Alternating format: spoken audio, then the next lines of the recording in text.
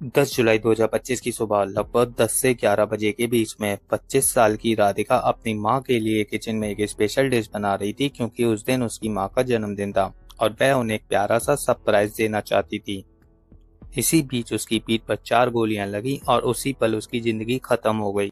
गोली मारने वाले व्यक्ति कोई अनजान व्यक्ति नहीं बल्कि एक ऐसा इंसान था जिस पर राधिका सबसे ज्यादा प्यार और ट्रस्ट करती थी। Welcome to my channel face of crime and today you are watching the real case of Radhika Yadav. Radhika Yadav को गोली मारने वाला व्यक्ति कोई अनजान नहीं बल्कि उसका ही पिता दीपक यादव था।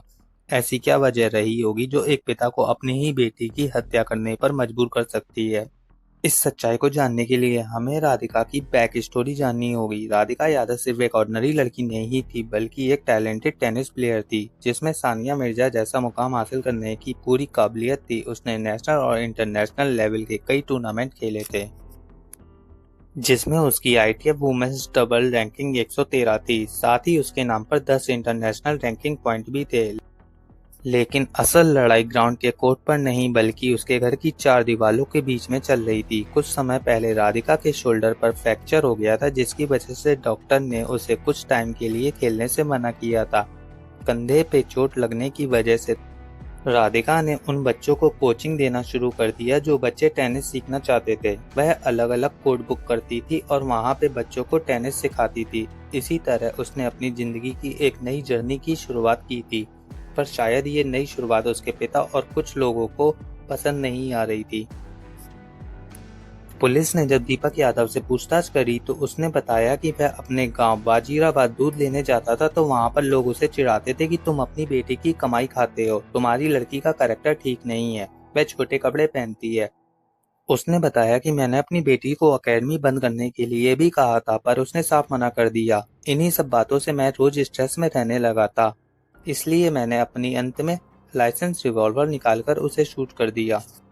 क्या सच में केवल सोशल प्रेशर और स्ट्रेस किसी पिता को अपनी ही बेटी की जान लेने पर मजबूर कर सकता है, या कोई और सच्चाई है? क्योंकि पुलिस ने जब दीपक यादव से पूछा कि कौन थे वो लोग तुम्हारी बेटी के बारे में गलत बोलते थे, तब दीपक यादव एक का भी नाम नहीं बता पाया। जांच के दौरान पुलिस बाजीराबाद गांव भी गई, वहां पर दीपक के रिश्तेदारों और करीबी लोगों से भी बात करी, पर किसी ने भी ऐसी बात को कंफर्म नहीं किया। तब इन्वेस्टिगेशन ने एक और नया एंगल पकड़ा। जून 2024 में राधिका का एक म्यूजिक वीडियो लॉन्च हुआ था जिसमें इमाम उल हक नाम के एक मुस्लिम लड़के के साथ नजर आई थी। तो क्या रिलीजन बेस्ड रूमर ने इस ट्रेजेडी को पंप किया?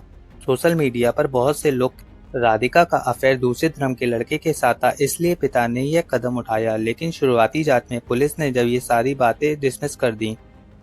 दरअसल दीपक खुद शूटिंग के लिए राधिका को और उसकी मां को रोज ले जाता था और शूटिंग के दौरान राधिका की मां हमेशा उसके साथ में रहती थी। जैसे जैसे जांच आगे बढ़ती गई एक बात तो क्लियर हो गई कि बेटी की बढ़ती विजिबिलिटी और उसकी इंडिपेंडेंस ने और समाज के तानों भरी निगाहों ने एक पिता के दिल में जहर घोल दिया। अब सवाल वही है, क्या ये तूफान वास्तव में अंदर से उठा था या फिर किसी ने केयरफुली प्लान किया था? यह तो अब कोर्ट तय करेगी। क्या यह इंटरनल जेलसी था या ईगो था जिसने एक लविंग फादर को मर्डरर बना दिया था? यह अभी अनकवर होना बाकी है। फ्रेंड्स, ऐसे ही रियल और अनसॉल्व्ड केसेस देखने के लिए हमारे चैनल को लाइक एंड सब्सक्राइब करें।